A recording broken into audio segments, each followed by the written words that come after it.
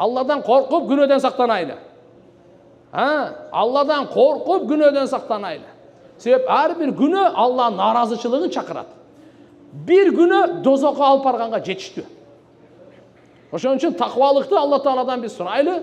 Я Алла, бизге таквалык бер. Мына күнөөдөн сактанууга Алла Кур'анда айтат: "Фаттакулла мастатаатум". Күчүңөр жетишинче күнөөдөн сактангыла.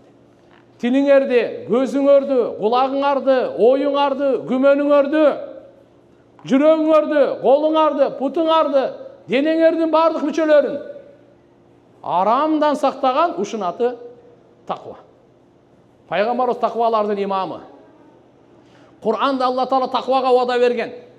Жашоону оңдогонго Алла Таала бизге таква берди. Алланын алдында урмат сыйыбыз таквага жараша. Dünya ahiretimizin işlerimizin oңолусу takvalığa jaraşa. Жер асмандын берекеси таквалыкка жараша. Аллага жакындоо таквалыкка жараша. Жараткан Алла Субханаху ва Таала Кур'анда бир да улутту, бир дагы урууну айткан эмес. Ушуларды мен бактылуу кылам деп. Таквалыктарды айткан. Ким таква алып келсе, мен ошону бактылуу кылам. Ким таква болуп жашаса, жер асмандын берекесин ачам. Ким таква болсо, аны мен үстөмдү кылам. Ал жеңишке ээ болот, ийгиликке жетет. Күмөн кылбаган жерден рызкысы берилет. Кур'андагы бардык аяттар туугандар таквага. Таквага. Таква кандай болду? Алладан коркуп арамды таштайлы, Алланын фарызын аткарайлы.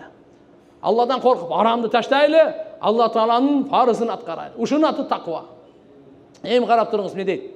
Хазрет Али разияллаху анху таква боюнча укмуш сөз айткан. Таква деген ал-хауф минал жалил, вал-амал бит-танзил, вал-канаату бил-қалил, вал-истидад ли-яумир рахил. Таква деген кандай экен? Алладан коркуу экен. Кур'анга амал кылуу экен. Азына каниет кылуу экен. Бу дүйнөдөн кете турган күнгө даярдануу экен. Ушу 4 нерсени таква деди. 4 нерсе сизде барбы? Алладан коркуу барбы? Кур'анга амал барбы? Азына каниет барбы? Бу дүйнөдөн кете турган күнгө даярдык барбы? Эгерде болсо, сизде таква бар. Эми ушу таквага кандай? Алла Таала мындай дейт: "Валау анна ахлал кура аману ваттақау лафатахна алейхим баракати минас самаи вал ард".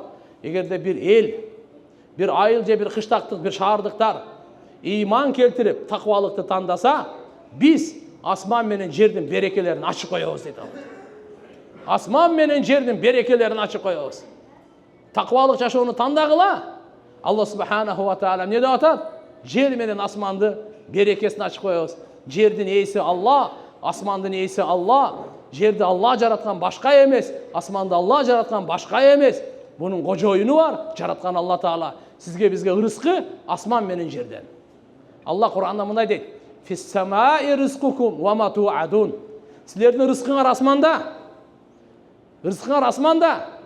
Күн, ай, жылдыздар, шамал, бунун бардыгы асмандан Алла Таала рызкыбызды чечилет экен.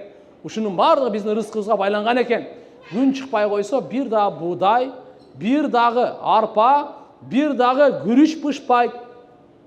Алла Таала күндөр койду. Жараткан Алла Субханаху ва Таала айды чыгарып койду. Ай болбосо, бирөөндө дагы даам болбойт. Жылдыздар болбосо, бирөөндө дагы өң болбойт. Алла Субханаху шамал болбосо, bunun баары чирип жок болот. Күн катыгыраак ысыйып калса, күйүп калган жак болот. Жамгыр эле жай берсе, каяктагы бөмө. Алла Субханаху ва Таала мунун бардыгын сизге бизге ырыскы кылып, асманда силердин ырыскыңар, жерде силердин ырыскыңар көрүнүп турганы деп. Мынаки асман менен жердин ырыскысын, берекесин ачып коем дейт. Эгерде таквалыкты тандаган болсоңор дейт. Мынал жерден биз Алладан таквалыкты сурайлы. Я Алла, мени көзүмдү күнөөлөрдөн сакта, кулагымды, тилимди, бардык денемди күнөөлөрдөн сакта. Ушуга чейин менден канча ката болуп калды, кемчилдик күнөө болуп калды, кечирим сурайм. Я Алла, чоң күнөөлөрүмдү, кичине күнөөлөрүмдү, эскисин, жаңысын, чоңун, кичинесин атайлап кылган, билип билбей кылган, бардык ашкере жашырын күнөө кылган күнөөлөрүмдү кечир деп, мына Алладан кечирим сураганга келдик. Алланын үйүндө ушул жерде сажда кылып атабыз, ушул жерде таваф кылып атабыз. Бардык пайгамбарлар ушул жерде баскан, адам атабыз ушул жерде баскан. İbrahim пайғамбар төш болып, пайғамбар Muhammed алейхиссалам ақырқы болып, барды сахабалар, олиялар, ошол жер басқан жер туғандар.